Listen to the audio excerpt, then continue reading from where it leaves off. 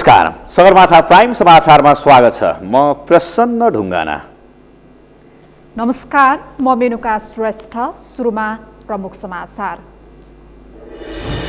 प्रधानमन्त्री केपी शर्मा ओली त्रिवी शिक्षण अस्पतालबाट डिस्चार्ज हुँदै स्वास्थ्य अवस्था राम्रो रहेको उपचारमा संलग्न चिकित्सकहरूको भनाई। सार्कको नेतृत्वमा कोरोना भाइरस विरुद्ध लड्न भारतीय प्रधानमन्त्री मोदीको प्रस्ताव। प्रधानमन्त्री ओलीद्वारा प्रस्तावको स्वागत। चिनिया कम्पनीले बनाउँदै गरेको गौतम बुद्ध अन्तर्राष्ट्रिय विमानस्थलमा कोरोना भाइरसको असर। 6 अर्बको आयोजना 11 अर्ब नाग्ने अवस्थामा। कोरोना भाइरसबाट ज्यान गुमाउनेको संख्या 4990 पुग्यो। 1,35,046 जनामा संक्रमण पुष्टि। र पोर्चुगिज फुटबलर क्रिस्टियानो रोनाल्डोमा कोरोना संक्रमण। आफ्नै घरमा क्वारेन्टाइनमा बसे। इटालीमा अप्रिल 3 सम्मका लागि सबै खेल स्थगित।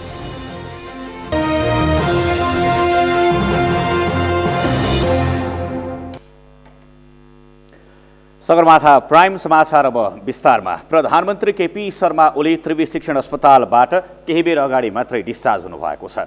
10 दिन अघि मृगौला प्रत्यारोपण गरिएका प्रधानमन्त्री ओलीलाई केही बेर अघि मात्रै त्रिवी शिक्षण अस्पतालबाट डिस्चार्ज गरिएको अस्पतालका निर्देशक डाक्टर प्रेम कृष्ण खड्गाले जानकारी दिनुभयो। प्रधानमन्त्री ओलीको त्रिवी शिक्षण अस्पतालमा मृगौला प्रत्यारोपण गरिएको थियो। अस्पतालबाट डिस्चार्ज भए पनि रुगाखोकी तथा विभिन्न संक्रमणबाट जोगिन चिकित्सकहरूले प्रधानमन्त्रीलाई सुझाव दिएका छन्। प्रधानमन्त्री ओलीलाई उहाँकै भान्जी समीक्षा सङ्ग्रौलाले मृगौला दान गर्नुभएको थियो। सङ्ग्रौला भने बुधबार नै डिस्चार्ज हुनुभएको थियो। प्रधानमन्त्री ओली फागुन 19 गते अस्पताल भर्ना भएका थिए भने 21 गते मृगौला प्रत्यारोपण गरिएको थियो। 12 वर्ष अघि प्रधानमन्त्री ओलीको पहिलो पटक मृगौला प्रत्यारोपण गरिएको थियो। प्रधानमन्त्री तथा नेकपा अध्यक्ष केपी शर्मा ओलीको अस्पताल बसाइसँगै नेकपा शिथिल बनेको छ।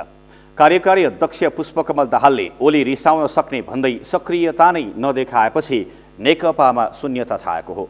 श्रीकृष्ण सुवेदीको रिपोर्ट। सत्तारूढ नेपाल कम्युनिस्ट पार्टी नेकपाका अध्यक्ष तथा प्रधानमन्त्री केपी शर्मा ओली मृगौला प्रत्यारोपणपछि स्वास्थ्य लाभ गरिरहेका छन्। 2 अध्यक्ष रहेको नेकपामा अर्का अध्यक्ष पुष्पकमल दाहाल कार्यकारी भूमिकामा छन्। तर प्रधानमन्त्री ओली अस्पताल भर्ना भएसँगै नेकपामा शून्यता छाएको छ। अस्पताल भर्ना हुनु अघि प्रधानमन्त्री ओलीले अर्का अध्यक्ष दाहाल कार्यकारी भूमिकामा रहेको भन्दै पार्टीको क्रियाशीलतामा कमी नआउने बताएका थिए। तर दाहाल भने यो बीचमा कुनै पनि सार्वजनिक कार्यक्रममा देखिएका छैनन्।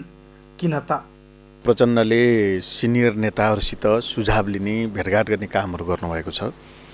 तर अर्को अध्यक्ष एवं सम्माननीय प्रधानमन्त्रीजी विशिष्ट कारणले स्वास्थ्यको गम्भीर उपचारको प्रक्रियामा हुनुहुन्छ र यो बेलामा अलिकति उहाँसित सल्लाह नगरिकन गतिविधिहरूलाई अरू थप अगाडि बढाउँदाखेरि झन् चाहिँ गलत भावनात्मक म्यासेज जान सक्ने भएको हुँदाखेरि पार्टीले अरू त्यस्तो निर्णय गर्ने प्रक्रियातिर गएको छैन। प्रधानमन्त्री समेत रहेका अध्यक्ष ओली अस्पतालमा रहेको समय पार्टीलाई सक्रिय बनाउँदा गलत सन्देश जान सक्ने भन्दै दाहाल झस्किएका हुन्। रुगाखोकीका कारण आराम गरिरहेका दाहालले यो बीचमा एकपटक राष्ट्रपति विद्यादेवी भण्डारीसँग 1 घण्टा लामो छलफल गरेका छन्। यसबाहेक उनी कुनै पनि सार्वजनिक समारोह वा भेलामा समेत देखिएका छैनन्। नेकपाभित्र सबैभन्दा बढी क्रियाशील र सभा समारोहमा भाग लिने अध्यक्ष दाहाल नै हुन्। उनी स्वयंले नै भनेका थिए सबैभन्दा बढी जनतासँग भेटघाट गर्ने मनै हो भनेर। तर उनी अध्यक्ष दाहाल जुन दिन प्रधानमन्त्री अस्पताल भर्ना भए त्यस दिनदेखि मौन र शिथिल छन्। किन त उहाँको स्वास्थ्य सहज भएर कतिपय महत्त्वपूर्ण निर्णयहरू कतिपय कुराहरू अगाडि बढाउने सन्दर्भमा प्रधानमन्त्रीज्यू आफै उपस्थित हुन नसके पनि एउटा सुझाव लेनदेन गर्न सक्ने स्थिति भइसकेपछि यो पार्टी चाहिँ अगाडि बढ्छ। राष्ट्रिय सभामा कसलाई सदस्य बनाएर पठाउने भन्नेमा विवाद भएपछि फँसेको नेकपा प्रधानमन्त्री ओलीको अस्पताल बसाए अघिसम्म शक्ति सङ्घर्षमा थियो। पार्टी सचिवालयले उपाध्यक्ष वामदेव गौतमलाई राष्ट्रिय सभामा पठाउने निर्णय गरे पनि प्रधानमन्त्री ओलीले मानेका थिएनन्। त्यही कारण नेकपाभित्र बढेको विवाद प्रधानमन्त्रीको अस्पताल बसाइसँगै सेलाएको छ, तर साम्य भएको छैन। तर ओली अस्पतालमा भएको बेलामा पार्टीका अन्य नेताहरू भेला वा बैठकमा सक्रिय हुँदा गुट र घेराबन्दी भएको सन्देश जान सक्ने भन्दै नेताहरू मौन बसेको विश्लेषकहरूको बुझाइ छ।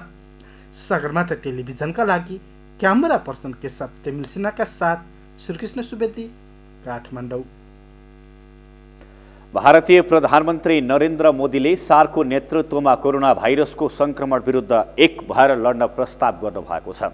ट्विटर मार्फत भारतीय प्रधानमन्त्री मोदीले दक्षिण एसियाली क्षेत्रीय सहयोग संगठन सार्कको नेतृत्वमा कोरोना भाइरस विरुद्ध लड्न बलियो रणनीति बनाएर अघि बढ्न आह्वान गर्नुभएको हो। मोदीले आफ्ना नागरिकलाई कोरोना भाइरसबाट जोगाउने विषयमा भिडियो कन्फरेन्स मार्फत छलफल गर्न सकिने पनि बताउनु भएको छ।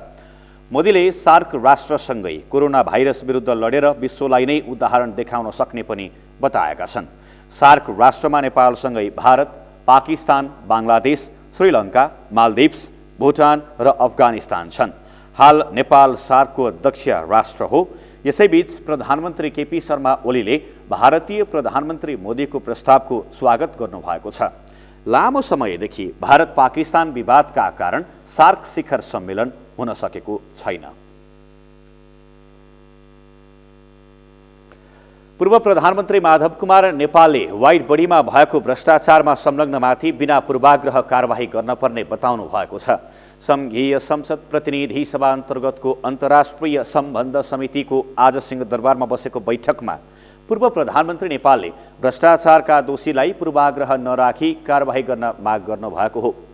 उहाँले तारागाउँ, वाइड बडी, न्यारो बडी लगायतका आर्थिक अनियमितताका कैयौं प्रश्न उब्जिएकाले ती विषयमा सरकारले तत्काल अध्ययन अनुसन्धान गरी दोषीलाई कारबाही गर्न पर्ने बताउनुभयो। सोचेर अनि जे कुनै पनि प्लान बनाए हुँदैन, त्यसको पार्ट 1 अहिले लागू गरौँ, पार्ट 2 त्यसपछि लागू गरौँ, पार्ट 3 त्यसपछि लागू गरौँ। पार्ट 1 मा एरोबेरी छँदै छैन के पार्ट 1 मा आउँदाखेरि के त्यतिकै तल्लो झर्ने? हेर्दाखेरि पनि त्यो लाज मर्दो स्थिति बन्छ संसारको कुनै पनि ठाउँमा जाँदाखेरि र नेपालको एयरपोर्टको अवस्था हेर्दाखेरि हामीलाई लाज लाग्छ। त त्यो मैले एउटा उदाहरणको रूपमा भन्न खोजेको त्यस्तै उदाहरण हो यो काठमाडौँको त्रिभुवन इन्टरनेसनल एयरपोर्ट। उहाँले विकास र निर्माण लगायतका आयोजनाहरू बनाउँदा दीर्घकालीन सोचका साथ कार्ययोजना बनाउन सुझाव दिनुभयो। छोटो समयमै असफल देखिने योजनाहरू बनाइएको भन्दै उहाँले सम्भावित आवश्यकता र प्रभावको आकलन गरेर योजना तर्जुमा गर्न आग्रह गर्नुभयो। लुम्बिनी अन्तर्राष्ट्रिय विमानस्थलमा बनाइएको एरोब्रिजको उदाहरण दिँदै त्रिभुवन अन्तर्राष्ट्रिय विमानस्थलको जग्गा प्रयोग, बालुवाटारको प्रधानमन्त्री निवास र मन्त्री क्वार्टरका भवन निर्माणमा पनि दीर्घकालीन सोच राख्न नसकिएको बताउनु भएको छ। सरकारले भ्रमण वर्ष 2020लाई नयाँ ढङ्गले पुनर्संरचना गर्ने भएको छ। संस्कृति, पर्यटन तथा नागरिक उड्डयन मन्त्री योगेश भट्टराईले भ्रमण वर्षको सुरुवाती समयमै विश्वभर महामारीको रूपमा फैलिएको कोरोना भाइरसको संक्रमणका कारण मुलुकभित्र र बाहिरका सम्पूर्ण कार्यक्रमहरू स्थगित गरिएको उल्लेख गर्दै उहाँले भ्रमण वर्षलाई सरकारले नयाँ ढङ्गले पुनर्संरचना स्पष्ट पार्नु भएको हो। संघीय संसद प्रतिनिधि सभा अन्तर्गतको अन्तर्राष्ट्रिय सम्बन्ध समितिको आज सिंहदरबारमा बसेको बैठकमा मन्त्री भट्टराईले सन् 2020 देखि 2030 सम्मको अवधारणाबाट अगाडि बढेर पर्यटन विकास र प्रवर्धनका लागि विशेष योजना बनाई भ्रमण वर्षको कार्यक्रम पुनर्संरचना गरिएको बताउनु भएको हो। अर्थ मन्त्रालय, महालेखा र निगम सम्मिलित अध्ययन समितिको प्रतिवेदन पेश भएको छ। त्यसमा लुफ्थान्सा कन्सल्टिङ कम्पनीलाई रणनीतिक साझेदारको रूपमा ग्रहण गर्न अर्थ मन्त्रालयसँग राय सहमति माग गरेकोमा अर्थ मन्त्रालयबाट प्रचलित कानुन बमोजिम प्रक्रिया अगाडि बढाउन सहमति प्राप्त भएको छ। अब यो डिडिए गरेपछि यो प्रक्रिया अगाडि बढ्छ। नेपाल एयरलाइन्सको छिटै नै डिडिए हुन्छ। मन्त्री भट्टराईले तारागाउँ विकास समितिका सम्बन्धमा समितिले दिएको प्रतिवेदनका आधारमा मन्त्रालयले सक्रियता बढाएको स्पष्ट पार्नुभयो। उहाँले निजगढ अन्तर्राष्ट्रिय विमानस्थल निर्माण कार्यलाई अघि बढाउने प्रक्रिया सुरु भइसकेको र काठगाउँ, टाँगिया बस्तीका बासिन्दालाई आवश्यक मुआब्जा दिने काम अन्तिम चरणमा पुगेको स्पष्ट पार्नुभयो।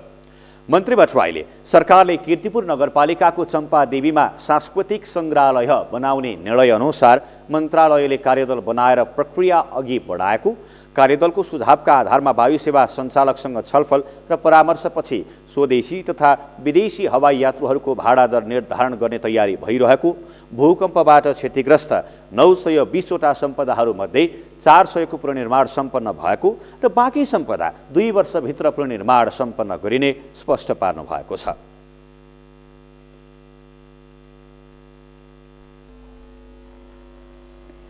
सेक्युरिटी प्रिन्टिङ प्रेसको खरिदमा मोलमोलाई गरेको अडियो सार्वजनिक भएपछि तत्कालीन सञ्चार मन्त्री गोकुल बास्कोटाले पदबाट राजीनामा दिए। त्यस लगत्तै संसदको सार्वजनिक लेखा समितिले फागुन 8 गते प्रिन्टिङ प्रेसको खरिदबारे छानबिन गर्ने भन्दै खरिद प्रक्रिया रोक्न सरकारलाई निर्देशन दिएको थियो। तर आज बसेको समिति बैठकले प्रेस खरिद सम्बन्धी सबै प्रक्रिया रद्द गरी खुल्ला प्रतिस्पर्धाबाट खरिद गर्न सरकारलाई निर्देशन दिएको छ। एक रिपोर्ट। सेक्युरिटी प्रिन्टिङ प्रेस खरिद सम्बन्धी विवादमा अख्तियार दुरुपयोग अनुसन्धान आयोगलाई थप छानबिन गर्न संसदको सार्वजनिक लेखा समितिले निर्देशन दिएको छ। समितिको शुक्रबार बसेको बैठकले अहिलेको प्रक्रिया रद्द गरी आवश्यक भए खुल्ला प्रतिस्पर्धाबाट खरिद गर्न पनि निर्देशन दिएको हो। त्यस्तै समितिले G2G सम्बन्धमा सम्बन्धित मन्त्री र मुख्य सचिवसँग छलफल गर्ने तथा खरिद प्रक्रियाको लागत अनुमान लगायतका विषयमा समेत छानबिन गर्ने भएको छ। समग्र G2G प्रक्रिया सम्बन्धमा छलफल गर्न सम्बन्धित निकाय मन्त्री मुख्य सचिवसँग छलफल गर्ने र अर्को खरिद प्रक्रियाको लागत अनुमान लगायत डकुमेन्ट तयार गर्ने सम्बन्धमा थप छानबिन गर्ने। सांसदहरूले सेक्युरिटी प्रिन्टिङ प्रेस आवश्यक भएको तर यसको खरिद प्रक्रियामा सरकारलाई स्पष्ट हुन माग गरेका छन्। सांसद मिनेन्द्र रिजालले खरिद प्रक्रियामा बदमाशी गर्नेमाथि समिति मौन बस्न नहुने बताएका छन्। उहाँहरूको पक्ष उहाँहरूलाई अब जुन किसिमले छापाखाना खरिद बिक्रीको काम गर्न थाल्नु भएको थियो त्यतातर्फ चाहिँ दोषको र बदमाशीको काम बारेमा हामीले नबोलिकन बस्नु उपयुक्त हुन्न, किनभने हामीले त्यो कुरा अगाडि हेरिसकेका हुनाले हामी अख्तियारले काम गर्दैछ भने त बाहिर सार्वजनिक छापाबाट मैले पढाएको छु, तर हाम्रो समितिले पनि अख्तियारलाई यस विषयमा अध्ययन अनुसन्धान गरेर कारबाही अगाडि बढाउनुपर्छ। सांसद शरद सिंह भण्डारीले सेक्युरिटी प्रेस खरिदको विषयलाई खुल्ला रूपमा ग्लोबल टेन्डरको आधारमा अगाडि बढाउन माग गरेका छन्। जति पारदर्शिता हुन सक्यो सरकारको निम्ति पनि त्यति राम्रो हुन्छ र एउटा आर्थिक अनुशासन पनि कायम हुन्छ। त्यसमा चाहिँ नि यो सेक्युरिटी प्रेस खरिदको विषयलाई चाहिँ नि खुला रूपमा चाहिँ ग्लोबल टेन्डरको आधारमा प्रतिस्पर्धाको आधारमा अगाडि बढायो भने चाहिँ नि उपयुक्त हुन्छ जस्तो लाग्छ। सांसद विरोध खतिवड़ाले सरकारले G2G प्रक्रियाबाट हुन लागेका सबै कामको अध्ययन समितिले गर्नुपर्ने बताए। सञ्चार मन्त्रालयलाई G2G मार्फत हुन थालेका अनेक कामहरू जे जति छन् सूचना गरेर स्थगित गर्न माग गरेका छन् भने G2G को नाममा दुरुपयोग गरिएकाले मुख्य सचिवसँग समेत छलफल गर्नुपर्ने माग गरे। G2G मार्फत गर्नुपर्ने कारण के हो भन्ने कुरो स्पष्ट र पारदर्शी ढङ्गले, अघि यहाँ एकजना कसले साथीले बोल्नुभयो इमर्जेन्सी हो कि अथवा कार्टेलिङ हुने सम्भावना हो कि अथवा के कारणले चाहिँ हामी G2G गर्न चाहिरहेका छौँ। र अर्को कुरो G2G भन्ने शब्दलाई दुरुपयोग गरेर प्राइभेट ढङ्गबाट जुन कारोबार हुन थाले देखियो त्यसले G2G हुँदाखेरि 100% सरकारी 100% सरकार टु सरकार पत्र आदान प्रदान भएको हुनु पर्यो। सांसदहरूले सेक्युरिटी प्रिन्टिङ प्रेसको खरिद प्रक्रियामा अनियमितता गर्नेहरूलाई कारबाहीको दायरामा ल्याउनुपर्ने माग गरेका छन्। त्यस्तै समितिले उपसमिति गठन गरेर अथवा पूर्ण समितिबाट भए पनि अध्ययन गरेर गलत गर्नेलाई कारबाही गर्नुपर्नेमा जोड दिएका छन्। सेक्युरिटी प्रिन्टिङ प्रेसको खरिद प्रकरणमा 70 करोड कमिसन अभियोग लागेपछि तत्कालीन मन्त्री गोकुल बास्कोटाले राजीनामा दिएका थिए। लेखा समितिले डेडिकेटेड फिडर र ट्रङ्क लाइनको बक्यौता सम्बन्धमा अध्ययन गर्न गठित उपसमितिले तत्कालीन समयमा व्यवस्थापनमा रहेका व्यक्तिहरूमाथि छानबिन गर्न अख्तियारलाई निर्देशन दिन सुझाव दिएको छ। 2073 असार 16 गते विद्युत महसुल निर्धारण आयोगले ट्रङ्क लाइन जोड्ने ग्राहकहरूबाट लिनुपर्ने महसुल दर नलिएर गम्भीर लापरवाही गरेकाले छानबिन गरी दोषी पर कारबाही अगाडि बढाउन सुझाव दिएको हो।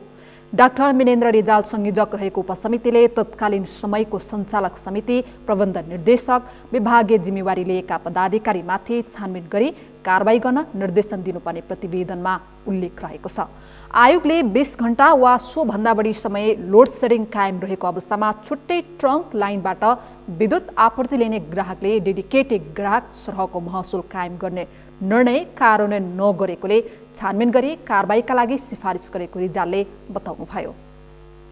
निर्धारण आयोगले दिएको लोड सेडिङ 6 घण्टा वा सोभन्दा बढी कायम रहेको अवस्थामा 20 घण्टा वा सोभन्दा बढी समय छुट्टै ट्रङ्क लाइनबाट निरन्तर विद्युत आपूर्ति लिने ग्राहकले डेडिकेटेड ग्राहकको सरह महसुल दर कायम गर्ने निर्णय कार्यान्वयन नगरी राजस्व सम्बन्धी गम्भीर लापरवाही गरेको देखिएकोले सो सम्बन्धमा उक्त अवधिमा रहेका सञ्चालक समिति, प्रबन्ध निर्देशक, विभागीय जिम्मेवारी लिएका पदाधिकारीहरू को दोषी छन् विस्तृत छानबिन गरी दोषी उपर कारबाही गर्ने प्रक्रिया अघि बढाउन अख्तियार दुरुपयोग अनुसन्धान आयोगलाई निर्देशन दिने।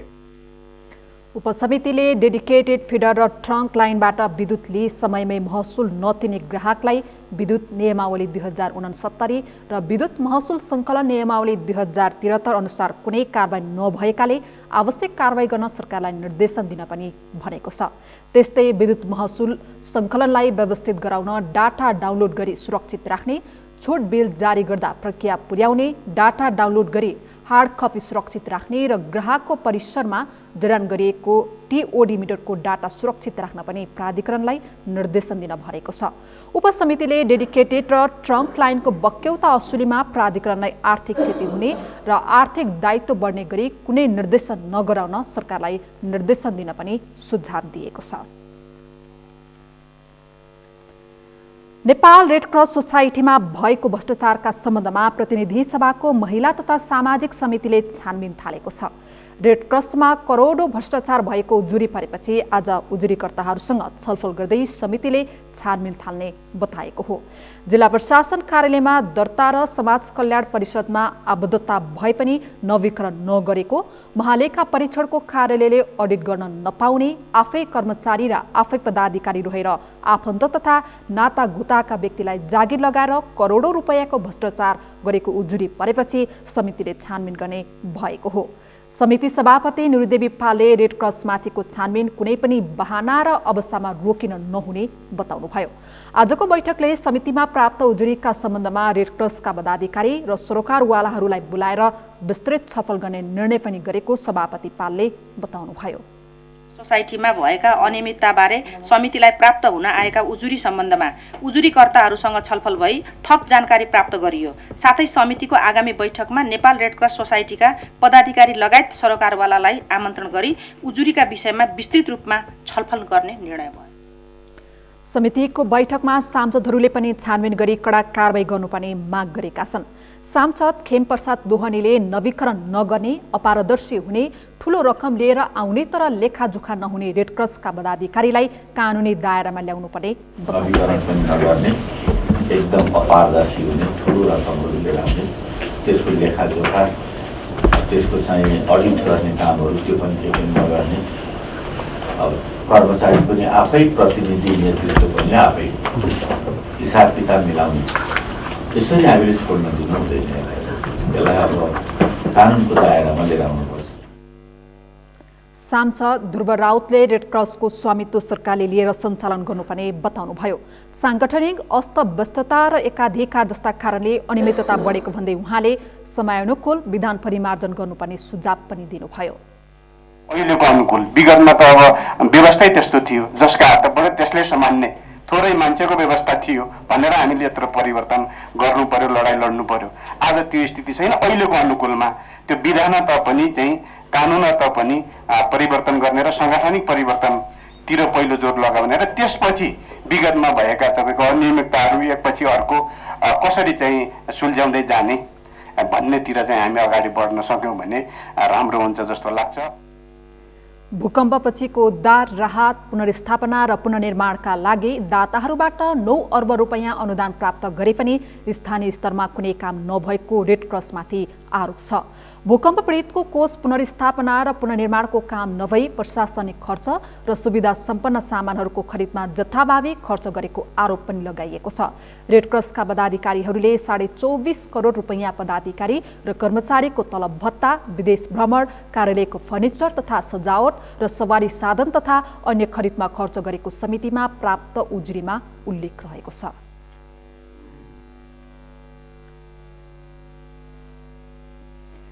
दुई 2062-63 को जनआन्दोलनपछि समानुपातिक निर्वाचन प्रणालीले धेरै महिलाले राजनीतिमा ठाउँ पाए।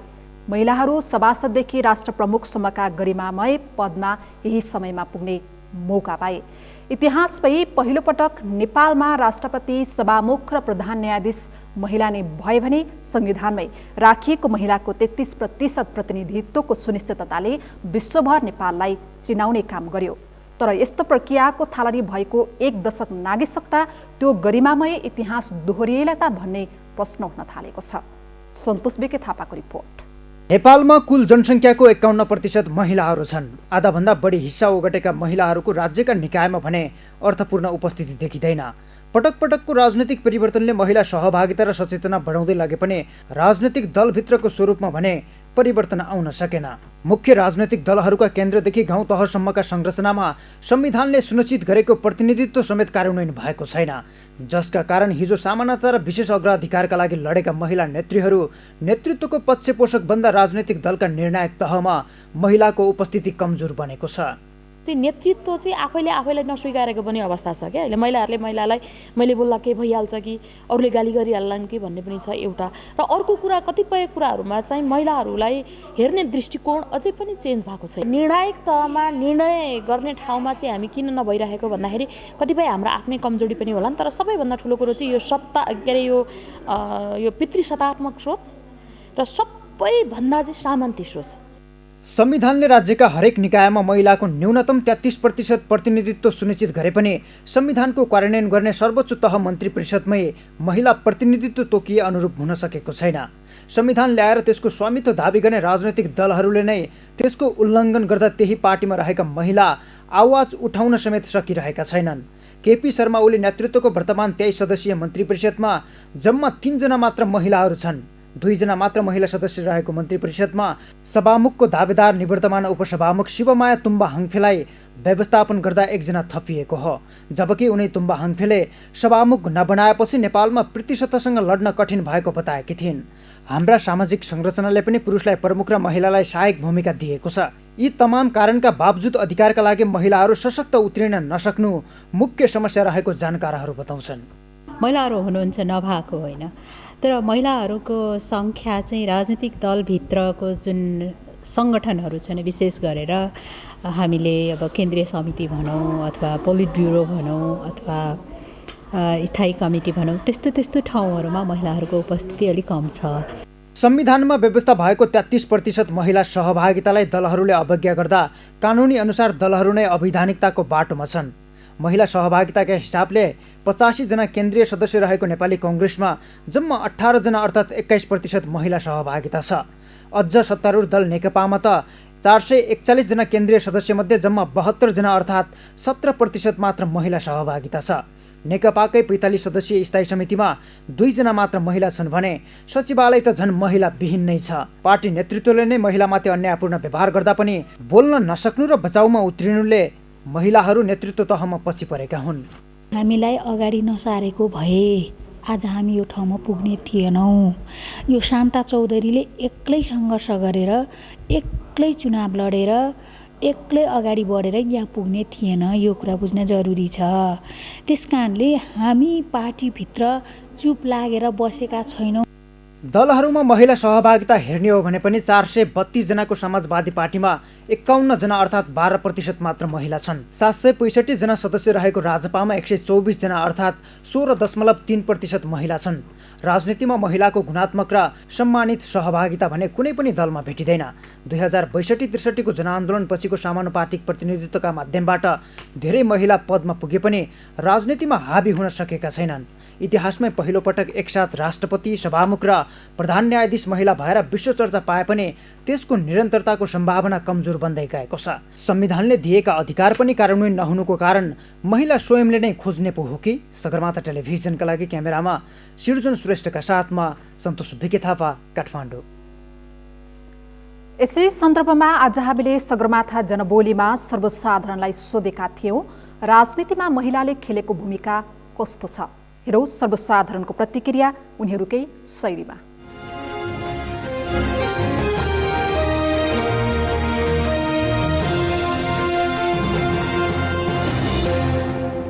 स्थानीय निकाय होस् या प्रदेश लेभलको होस् या केन्द्रीय लेभलको सरकारसँग माग्नुपर्ने, उपभोग गर्नुपर्ने अधिकारहरू यी हुन् भन्ने कुराहरू चाहिँ त्यो तल्लो लेभलसम्म पुर्याइदिनु पर्यो। जुन दायित्व चाहिँ सहरमा बसेको दिदीबहिनीहरूले जुन संसदमा सांसद बन्नु भएको छ, जुन प्राध्यापन गर्नुहुन्छ, जुन अन्य पेसामा सहभागी हुनुहुन्छ, उहाँहरूले चाहिँ त्यो गर्नुपर्छ। त्यो भयो भने सहर लगायत चाहिँ ग्रामीण भेगका दिदीबहिनीहरूले पनि कसरी आफ्नो चाहिँ संविधानले प्रत्यायोजन गरेको सरकारले दिएको अधिकारहरू प्रयोग गर्ने भन्ने कुरा थाहा हुन्थ्यो जस्तो मलाई लाग्छ। रीति परम्परा संस्कृति लाई बिर्सिएर केवल इन्डिभिजुअल लिबर्टीको नाउँमा उच्छृङ्खलतातर्फ हामी उन्मुख हुँदैछौँ भन्ने जस्तो मलाई आभास हुन्छ। अरू कार्यक्षेत्रमा राम्रो देख्छु, राजनीतिमा चाहिँ मैले राम्रो देख्ने। जसरी महिलाहरू माथि जाने गइसकेपछि, जस्तै एउटा के म्याडम हुनुहुन्थ्यो विद्युतमा, उहाँ ठ्याक्क गरिदिनु, त्यस्तै अरू महिलाहरू पनि त्यस्तै खालको छ कि जस्तो मलाई लाग्छ।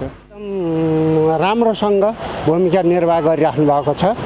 संसदमा पनि अहिले करिब 33% महिलाहरू हुनुहुन्छ र त्यसै गरी न्यायपालिका क्षेत्रमा पनि महिलाहरूको प्रभुत्व राम्रै छ।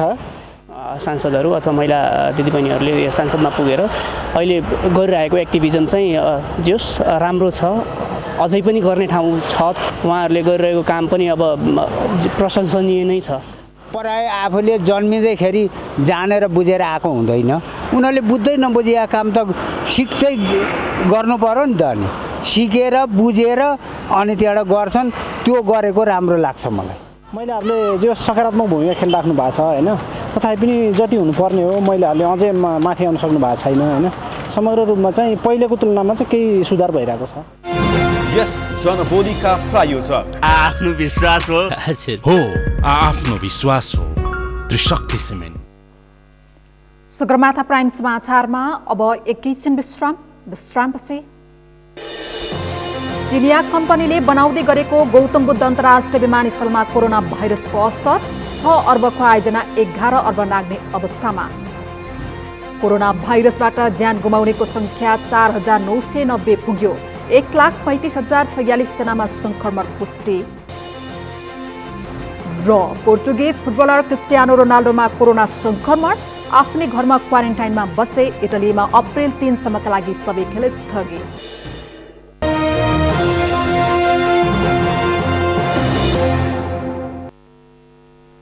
विश्रामपछि सगरमाथा प्राइम समाचारमा स्वागत छ। अब बाँकी समाचार। अर्थमन्त्री तथा सञ्चार तथा सूचना प्रविधि मन्त्री डाक्टर युवराज खतिवडाले पूर्ण प्रेस स्वतन्त्रताको प्रत्याभूति दिलाउन सरकार लागि परेको दावी गर्नुभएको छ। काठमाडौँमा आज नेपाल मिडिया सोसाइटीले आयोजना गरेको मिडिया अन्तर्क्रियामा मन्त्री खतिवडाले सरकारले पूर्ण प्रेस स्वतन्त्रताको प्रत्याभूति गराउने र प्रेसले जवाफदेहिताको पालना गर्नुपर्ने बताउनु भएको हो। उहाँले सरकार र मिडिया सत्तापक्ष र प्रतिपक्ष जस्तो नभएको भन्दै संस्थागत रूपमा अघि बढ्ने विश्वास व्यक्त गर्नुभयो। मन्त्री खतिवडाले सिंहदरबार प्रवेशमा असहज वातावरण रहेको सञ्चारगृहको गुनासोमा सञ्चारकर्मीलाई सहज प्रवेशको व्यवस्था गर्ने प्रतिबद्धता व्यक्त गर्नुभएको छ। प्रवेश पासको विषयलाई लिएर सञ्चारकर्मीहरूको साथीहरू हुनुहुन्छ, यसमा तपाईँले वर्कआउट गरिदिएर सिंहदरबारमा सहज रूपमा सञ्चारकर्मीहरूको प्रवेश हुन सक्ने व्यवस्था तपाईँहरूले मिलाइदिनुपर्छ। हामी कसैलाई प्रवेश निषेध गरेर हामी एकदम स्वस्थ स्वच्छ चाहिँ सञ्चार जगत विकास गर्ने भन्ने हाम्रो सोच होइन। कार्यक्रममा नेपाल मिडिया सोसाइटीका अध्यक्ष शुभशङ्कर कणेलले सरकार पूर्ण प्रेस स्वतन्त्रताको पक्षमा रहे मिडियाले सरकारलाई सघाउने बताउनुभयो। एकाध देशका संविधानहरूमा अभिव्यक्ति स्वतन्त्रताको कुरा गरिएको छ, राजनीतिक स्वतन्त्रताको कुरा त गरिने नै भयो, तर पूर्ण प्रेस स्वतन्त्रताको कुरा गरिएको छैन। यो कन्टेक्स्ट हामी कहाँ नै किन आइपुग्यो र त्यो प्रस्तावनापूर्ण प्रेस स्वतन्त्रता भनिन सँगसँगै आर्टिकल 19 मा गएर आम सञ्चारको हकका विषयमा अर्को फेरि हामी सबैलाई आम सञ्चारका विषयको कुरालाई व्यवस्था गरिएको छ। संसारभरि आर्टिकल 19 भनेको यो प्रेससँग रिलेटेड संविधानको धारा हो भन्ने मानिन्छ र अधिकांश देशहरूका आर्टिकल 19 मा नै संविधानको यो आम सञ्चार तथा प्रेस मिडिया जर्नलिजम जे भन्छ त्यो विषयमा व्यवस्था गरिएको हुन्छ। कार्यक्रममा कान्तिपुर मिडिया ग्रुपका अध्यक्ष कैलाश सिरोहैयाले प्रजातान्त्रिक मुलुकमा स्वतन्त्र मिडियाको आवश्यकता रहेको औल्याउनुभयो। उहाँले सत्तामा भएको व्यक्तिले मिडिया विरुद्ध कदम चाल्ने र खोइरो खन्ने प्रवृत्तिको अन्त्य गर्नुपर्ने बताउनुभयो। उता गयो भने पत्रकारले कार्ड पाउँदैन, मैले नि पैसा त दिएकै छैन, म कार्ड कहाँबाट दिने, हामी त अथोरिटी होइन। सो एकदम सिरियस यो खास कारण यो के हो, पत्रकार महासङ्घ र मिडिया हाउसको बिचमा जहिले पनि त्यो न्यूनतम पारिश्रमिक निर्धारण समिति भन्ने एउटा थाई अड्डा खडा गरेर झगडा गराउने काम भइरहेछ। त्यसको आवश्यकता देख्दिनँ म। राज्यले किटोस् न, सबैको लागि एउटै किट्नु पर्यो। हामीलाई यहाँ यो होटलमा सर्भिस गर्न ल्याउने भाइको तलब र मिडिया हाउसमा गर्ने उसको तलब फरक हुनु भएन, हाम्रो माग यो हो। कार्यक्रममा अर्थमन्त्री समेत रहनुभएका खतेवडाले कसैलाई गरिबीको रेखामुनि राखेर समृद्धि हासिल गर्न नसकिने बताउनुभयो। उहाँले सञ्चार क्षेत्र सेवा उद्योग भएकाले सबै समस्यालाई साझा सहमतिबाट हल गर्न सकिने विश्वास व्यक्त गर्नुभयो। भैरहवाको निर्माणाधीन गौतम बुद्ध अन्तर्राष्ट्रिय विमानस्थलमा कोरोना भाइरसको प्रत्यक्ष असर देखिएको छ। चीनमा फैलिएको कोरोना भाइरस अर्थात् कोभिड-19 को संक्रमणका कारण प्राविधिक नेपाल फर्कन नपाएपछि राष्ट्रिय गौरवको आयोजना गौतम बुद्ध अन्तर्राष्ट्रिय विमानस्थलको काम प्रभावित बनेको हो। अंग्रेजी नयाँ वर्षको अवसर पारेर चीन पुगेका चिनिया प्राविधिकहरू त्यही समयमा सुरु भएको कोरोना भाइरसका कारण रोकिँदा काम प्रभावित भएको आयोजनाले जनाएको छ। चीनबाट दक्ष प्राविधिक जनशक्तिसँगै विमानस्थलमा जडान गर्नुपर्ने उपकरण समेत आउन नसकेको आयोजना प्रमुख इन्जिनियर प्रवेश अधिकारीले जानकारी दिनुभयो। अहिले हाम्रो साइडमा 20-22 जनाको टोली मात्रै चिनिया कामदारको टोली हामीसँग छ। अहिले पछिल्लो समयमा हामीले विमानस्थल अन्तर्गत टर्मिनल भवनको कामहरू र फिनिसिङका कामहरू अगाडि बढाइरहेको अवस्थामा टर्मिनल भवनभित्र जडान गर्ने उपकरणहरू जडानको समस्या अलिकति जटिल भएको अवस्था छ। किन भन्दा आवत जावत र बाँकी उपकरण ल्याउनको लागि हामीलाई समस्या सिर्जना भएको हो। त्यस्तै गरेर धावन मार्गमा जडान गर्ने जुन बिजुलीको केही सामानहरू आउन बाँकी छ। त्यसले गर्दा यो आयोजनामा पनि जुन कोरोना भाइरसको कारणले अवश्य रूपमा केही चाहिँ प्रभाव पारेको बनेको। विमानस्थल निर्माणको काम चिनिया कम्पनी नर्थ वेस्ट सिभिल एभिएसनले गर्दै आएको छ। आयोजना प्रमुख अधिकारीका अनुसार 40 जनाको चिनिया टोली रहेकोमा अहिले 20 जनाले मात्र काम गरिरहेको अवस्था छ। करिब 6 अर्बमा निर्माण सम्पन्न गरी सन् 2018 भित्रै सञ्चालनमा ल्याउने लक्ष्यका साथ निर्माण सुरु भएको विमानस्थलको हालसम्मको भौतिक प्रगति 86% रहेको छ। काममा ढिलाइ हुँदा आयोजनाको लागत बढेर 11 अर्ब पुग्ने अनुमान गरिएको छ। अख्तियार दुरुपयोग अनुसन्धान आयोग बुटोल कार्यालयले 17 लाख रुपैयाँ घुस रकमसहित नापी कार्यालय र मालपोत कार्यालयबाट 6 जनालाई पक्राउ गरेको छ। पक्राउ पर्नेमा नापी अधिकृत सरोज श्रेष्ठ, सर्वेक्षक तीर्थराम भण्डारी, थानेश्वर चौधरी, मालपोत कार्यालयका नासु धर्मराज पन्थी, लेखापढी व्यवसायी जीवन शर्मा र राजकुमार अर्याल रहेको अख्तियार दुरुपयोग अनुसन्धान आयोग बुटोल कार्यालयले जनाएको छ। जिल्ला नापी कार्यालय रूपन्देहीमा कार्यरत 3 जना, मालपोत कार्यालय भैरवामा कार्यरत 1 जना र 2 जना लेखापढी व्यवसायीलाई सेवाग्राहीसँग घुस रकम लिँदै गर्दा अख्तियारको टोलीले नियन्त्रणमा लिएको अख्तियार दुरुपयोग अनुसन्धान आयोग बुटोल कार्यालयका प्रवक्ता सुरेश भुसालले बताउनुभयो। सेवाग्राहीसँग जग्गाको लाल पूर्जा र नाप जाँचको व्यवस्थापन गरी लेखापढी व्यवसायीसँग मिलेर घुस रकम लेनदेन भइरहेका बेला पक्राउ गरिएको अख्तियारले पुष्टि गरेको छ। यति बेला विश्वभर कोरोनाको संक्रमणको आतंक बढिरहेको छ। विश्व स्वास्थ्य संगठनले नेपाललाई कोरोनाको उच्च जोखिम रहेको बताएसँगै सरकार केही सक्रिय बनेको छ। तर कोरोना आतंक चरम बिन्दुमा रहँदा पनि ट्राफिक प्रहरी भने अझै सडकमा स्वास्थ्य सुरक्षाको बेवास्ता गर्दै ड्युटीमा खटिएका छन्। पुष्कर खतेवडाको रिपोर्ट। चीनको वुहानबाट फैलिएको कोरोना भाइरसको संक्रमण अहिले विश्वभरि महामारीका रूपमा फैलिएको छ। विश्वभरि उच्च सतर्कता अपनाइदा समेत कोरोनाको संक्रमण नियन्त्रणमा आउन सकेको छैन। तर नेपालमा भने उद्धार, क्वारेन्टाइन व्यवस्थापन र संक्रमणको शङ्कामा आएका बिरामीको परीक्षण बाहेकका कोरोनाको जोखिम रोक्ने अरू कुनै काम भएको छैन। सरकारका तर्फबाट कुनै पक्षमा पनि सावधानी शीर्षकमा लगानी भएको छैन। अझ सडकमा खटिने ट्राफिक प्रहरीका नाममा त सरकारले कुनै चासो दिएको छैन, जसका कारण सडकमा खटिने ट्राफिक प्रहरी कोरोना संक्रमणको उच्च जोखिममा छन्।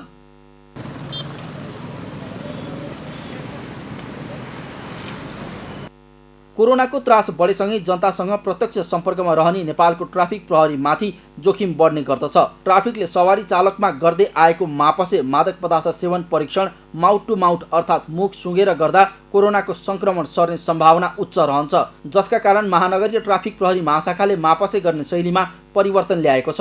कोरोनाको जोखिम बढेसँगै महाशाखाले मापसे परीक्षण गर्दा ब्रेथलाइजरबाट होसियारी र सावधानीपूर्वक गर्ने र म्यानुअल अर्थात् माउथ टु माउथ मापसे गर्ने कार्य बन्द गरिएको जनाएको छ। अब अहिले जुन कोरोनाको समस्या आएको छ र यसमा हामीले जुन मापसे चेकिङको विषयमा म्यानुअल अर्थात् माउथ टु माउथ किसिमले चाहिँ मापसे गर्ने कुरालाई हामीले बन्द गरेका छौँ र जुन मेसिनबाट गर्ने कुराहरूलाई होसियारीपूर्वक सावधानीपूर्वक त्यसलाई प्रयोग गरिराखेका छौँ। सबै अधिकृत कर्मचारीहरूलाई चाहिँ हामीले मास्क प्रयोग गर्ने र अरू जति पनि चाहिँ सरकारी तर्फबाट कोरोनाको सम्बन्धमा भएका चाहिँ निर्देशनहरू छन् त्यसलाई एक्ज्याक्ट रूपमा चाहिँ पालन गर्ने भन्ने खालको निर्देशन पनि सबैलाई गरिएको छ। महाशाखाले सुरक्षा सतर्कता अपनाएको बताए पनि अझैसम्म महानगरका ट्राफिक स्वास्थ्य सुरक्षाको उच्च जोखिममा छन्। उनीहरूसँग न त राम्रो मास्क नै छ, न त सेनिटाइजर लगायतका अन्य कुनै संक्रमणबाट बचाउने स्वास्थ्य सामग्री नै। तर महाशाखा प्रमुख पनि आम नागरिकले भोगेको अभाव ट्राफिकसँग पनि रहेको भन्दै त्यसका लागि चाँडै पहल गरी समाधान गर्ने बताउँछन्। कोरोनाबाट बच्नको लागि अरू नागरिकहरूले जुन समस्याहरू चाहिँ भोगिराखेको छन् त्यो समस्या हामी कहाँ पनि छ र हामीले भोलिका दिनमा जुन हामीलाई आवश्यक पर्ने कुराहरू जस्तै मेडिकेटेड मास्क लगायतका अन्य कुराहरूको सम्बन्धमा हाम्रो निकायमा पनि चाहिँ हामीले माग गर्नेछौँ र अन्य अवस्थामा विशेष गरिकन प्रिकसनका कुराहरूलाई हाम्रा सबै अधिकृत जवानहरूलाई चाहिँ हामीले सजग गराउनेछौँ। उपत्यकामा हरेक दिन 26 भन्दा बढी स्थानमा नियमित मापसे परीक्षण हुन्छ। तर कोरोनाको उच्च जोखिममा रहेको नेपालमा दिनौं भिडभाड र सडकमा खटिने ट्राफिक प्रहरीका लागि कुनै सावधानी अपनाइएको छैन। त्यसैले कोरोनाको संक्रमण लागेपछि उपचार थाल्नुभन्दा त्यसलाई भित्रिनै नदिनतर्फ नेपाल सक्रिय हुन आवश्यक छ। सगरमाथा टेलिभिजनका लागि क्यामेरामा प्रताप लामाका साथ पुष्कर खतिवडा, काठमाडौँ। उत्पादनमा गुणस्तरीयता, आपूर्तिमा सहजता, उपभोगमा विवेकशीलता भन्ने नाराका साथ चैत 2 गते नेपालमा विश्व उपभोक्ता अधिकार दिवस मनाइने भएको छ। चैत 2 अर्थात् मार्च 15 तारिखमा मनाइने विश्व उपभोक्ता अधिकार दिवसका अवसरमा नेपालमा गरिने कार्यक्रमबारे वाणिज्य, आपूर्ति तथा उपभोक्ता संरक्षण विभागद्वारा आयोजित पत्रकार सम्मेलनमा जानकारी गराइएको हो। दिवसका अवसरमा तय भएका अधिकांश कार्यक्रम कोरोना भाइरसको संक्रमणका कारण छुट्याउन परेको विभागले जनाएको छ। नारा तय गरेर नेपालभर यो दिवस मनाउने गरेका छौँ। यस वर्ष पनि सङ्घ, प्रदेश र स्थानीय तहका साथै जिल्ला प्रशासन कार्यालय र यस विभाग मातहतका 5वटै वाणिज्य, आपूर्ति तथा उपभोक्ता संरक्षण कार्यालयहरूमा यो दिवस विभिन्न कार्यक्रमका साथ भव्य रूपमा मनाइँदैछ। दिवसकै कार्यक्रम साह्रो नमिल्ने हुनाले यति जति हामीले भनियो नि, प्रकाशनका कुरा, अब दूत नियुक्तिको कुरा, पुरस्कारको कुरा, सामान्य कुराहरू चाहिँ 1 घन्टाको कार्यक्रम हुन्छ। जम्मा प्रमुख अतिथि आउनुभएपछि 1 घन्टा मात्रै चल्ने गरी हामीले डिजाइन गरेका छौँ। सर्वप्रथम सन् 1962 मार्च 15 मा संयुक्त राज्य अमेरिकाका तत्कालीन राष्ट्रपति जोन एफ केनेडीले उपभोक्तालाई 4 प्रकारको अधिकार सम्पन्न भएको घोषणा गरेको दिनलाई विश्वभर उपभोक्ता अधिकार दिवसका रूपमा मनाइन्छ। बालबालिकालाई नियमित विद्यालय आउन प्रोत्साहन गर्न सप्तरी सदरमुकाम राजविराजको रमेश नारायण दास आदर्श प्राथमिक विद्या मन्दिरका छात्र छात्राहरूलाई पोसाक वितरण गरिएको छ। नेपाल सरकारबाट प्राप्त दलित तथा छात्रवृत्ति बापत प्राप्त भएको रकममा विद्यालय परिवारले थप रकम जुटाई 85 जना बालबालिकालाई पोसाक वितरण गरेको हो। सरकारबाट छात्रवृत्ति बापत प्रति विद्यार्थी 400 रुपैयाँमा थप 500 थपेर विद्यार्थीलाई पोसाक वितरण गरेको प्रधानाध्यापक बिमा झाले बताउनु भएको छ।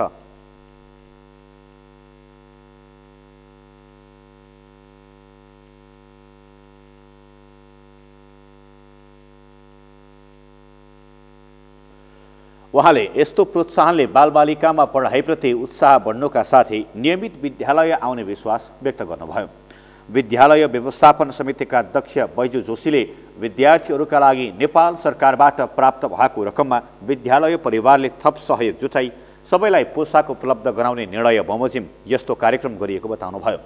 प्रमुख अतिथिका रूपमा पुग्नुभएका प्रदेश 2 का भूमि व्यवस्था, कृषि तथा सहकारी मन्त्री शैलेन्द्र प्रसाद शाहले बालबालिकालाई विद्यालयसम्म पुर्याउन यस्ता कार्यक्रमले मद्दत पुर्याउने बताउनुभयो। प्रदेश सभा सदस्य मनिष सुमनले विद्यालयको शिक्षामा सुधार भए मात्रै देशमा समृद्धि हासिल हुने भन्दै मधेसको शिक्षालाई आधुनिक प्रविधि मैत्री बनाउन पर्ने बताउनुभयो।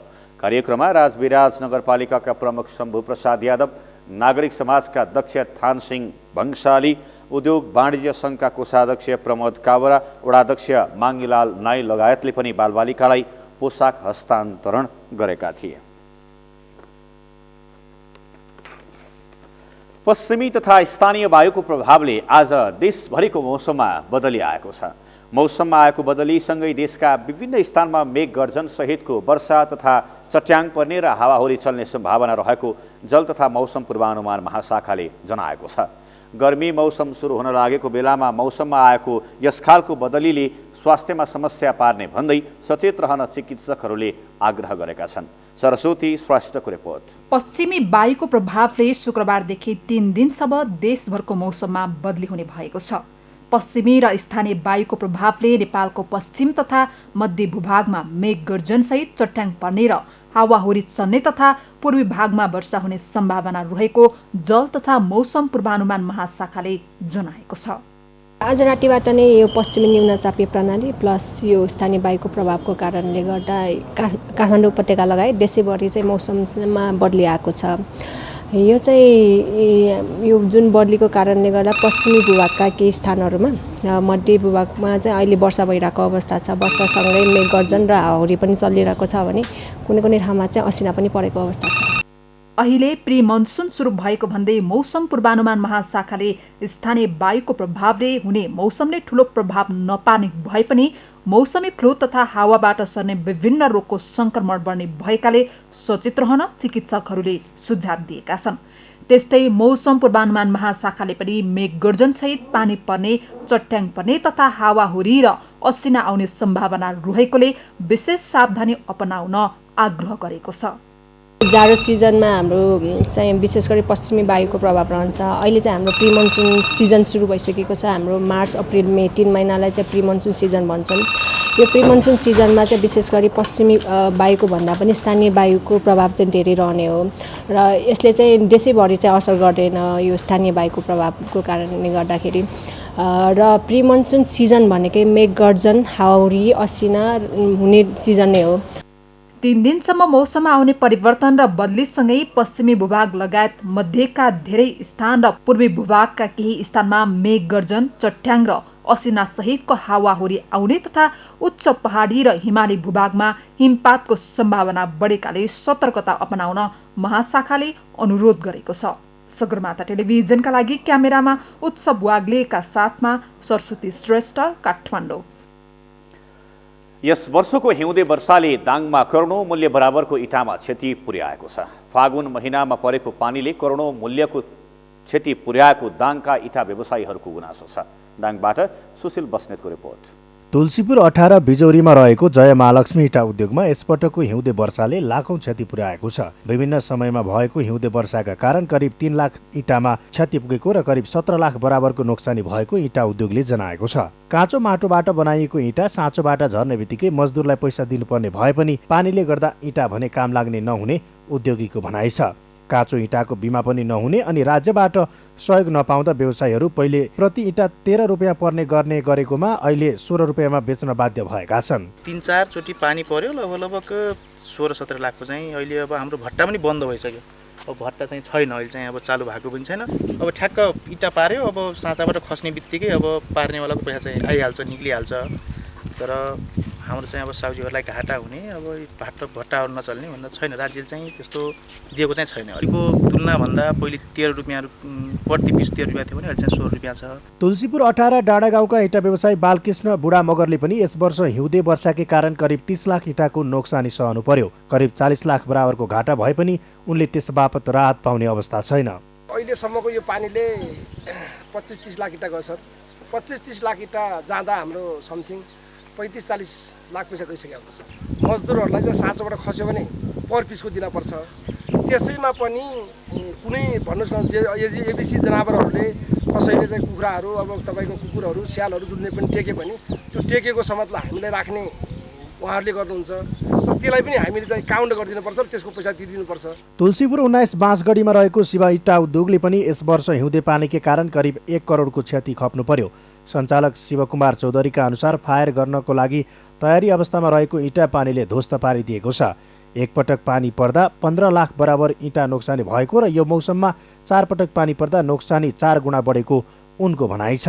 1 करोड बराबर नोक्सान भएको छ। 4 पटक भोगेर अहिले पानी पर्न लाग्यो। एक पटकमा 15 लाख जति इँटा जान्छ हाम्रो खलामा, कामै नलाग्ने गरी फाल्ने हुन्छ। चाँचोबाट झर्ने बित्तिकै उनीको हिसाब हुन्छ। पैसा तपाईँको सिजनसम्म लग्दै गर्नुहुन्छ, इँटा पार्दै गर्ने हामी दिँदै गर्छौँ। हामी तपाईँको समथिङ 7 महिना जति सञ्चालन हुन्छ के र अब बाँकी बन्द हुन्छ। हिउँदे वर्षाले इँटामा धेरै नोक्सानी भएपछि दाङ देउखुरी इँटा व्यवसायी सङ्घका प्रतिनिधि क्षतिको तथ्याङ्क लिएर बसेका छन् र तर कतैपल्ट पनि राहत पाउने अवस्था भने अहिलेसम्म बनेको छैन। दाङ देउखुरी इँटा व्यवसायी सङ्घका महासचिव एवं प्रदेश महासका कोषाध्यक्ष प्रेमनाथ योगीका अनुसार दाङमा मात्र यो हिउँदे वर्षाले 3 करोड इँटा नोक्सान भएको छ भने प्रदेश नम्बर 5 मा 15 करोड इँटामा क्षति पुगेको छ। देउखुरी इँटा व्यवसायसँग दाङमा मात्रै अहिले 3 करोड इँटा देउखुरी बेल्टामा, प्रदेशमा 15 करोडको हाराहारी अहिले बुटोल, दाङ, डुम्बिनी भयो, त्यसपछि बाँके पर्छ हाम्रो यो 5 नम्बर प्रदेशभित्र र हाम्रो 15 करोड इँटाको क्षति भएको छ। र हामीसँग अहिले यो न त बिमाको कुनै पनि इँटा व्यवसाय बिमामा नै छैन अहिले हामीसँग। र हामीले अब यो ठुलो क्षति भएको अवस्था छ। यो क्षतिलाई कसरी जाने के गर्ने भन्ने कुरो भइरहेको छ। हामी र धेरै सरकारसँग हामी धेरैचोटि माग गऱ्यौँ र हामीलाई यो बिमामा लैजानुपर्छ जसरी पनि हामी बिमामा नै जान्छौँ भन्दा पनि अहिलेसम्म सरकारले बिमामा नल्याएको अवस्था छ।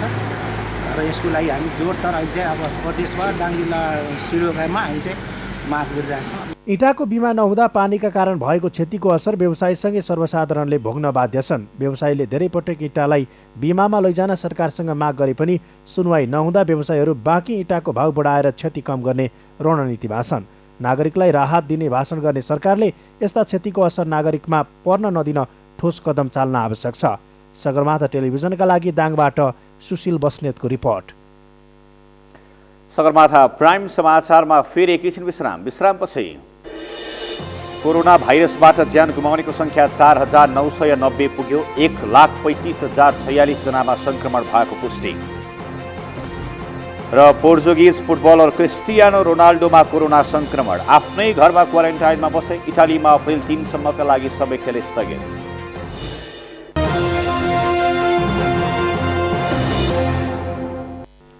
अब पालो अर्थ समाचारको। अर्थ समाचारका प्रायोजक हो आफ्नो विश्वास हो त्रिशक्ति सिमेन्ट।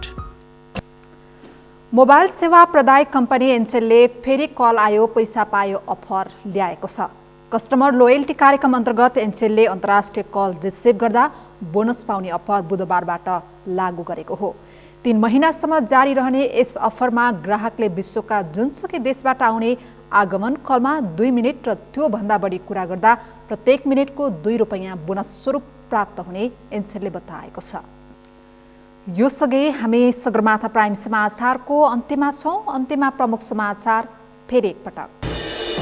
प्रधानमन्त्री केपी शर्मा ओली त्रिवी शिक्षण अस्पतालबाट डिस्चार्ज। स्वास्थ्य अवस्था राम्रो रहेको उपचारमा संलग्न चिकित्सकहरूको भनाइ। सार्कको नेतृत्वमा कोरोना भाइरस विरुद्ध लड्न भारतीय प्रधानमन्त्री मोदीको प्रस्ताव। प्रधानमन्त्री ओलीद्वारा प्रस्तावको स्वागत। चिनिया कम्पनीले बनाउँदै गरेको गौतम बुद्ध अन्तर्राष्ट्रिय विमानस्थलमा कोरोना भाइरसको असर। 6 अर्बको आयोजना 11 अर्ब नाग्ने अवस्थामा। कोरोना भाइरसबाट ज्यान गुमाउनेको संख्या 4,990 पुग्यो। 1,35,046 जनामा संक्रमण पुष्टि। र पोर्चुगिज फुटबलर क्रिस्टियानो रोनाल्डोमा कोरोना संक्रमण, आफ्नै घरमा क्वारेन्टाइनमा बसे। इटालीमा अप्रिल 3 सम्मका लागि सबै खेल स्थगित। हौस् त सगरमाथा प्राइम समाचार अहिलेलाई सकियो। तपाईँ समाचार बुलेटिनका साथै सगरमाथा टेलिभिजनका सम्पूर्ण कार्यक्रम www.sagarmatha.tv मा पनि पढ्न र हेर्न सक्नुहुनेछ। साथै युट्युबमा youtube.com/sagarmatha TV नेपालमा हेर्न सक्नुहुनेछ। मोबाइलमा प्ले स्टोर तथा एप स्टोरमा गई सगरमाथा टिभी एप डाउनलोड गरी हामीलाई प्रत्यक्ष हेर्न सक्नुहुनेछ। साथै तपाईँ हामीलाई फेसबुकमा पनि facebook.com/STV नेपालमा फलो गर्न सक्नुहुनेछ। समाचारको शिखर, नेपालको गौरव, नेपालको पहिलो न्युज च्यानल सगरमाथा टेलिभिजन हेर्दै गर्नुहोला।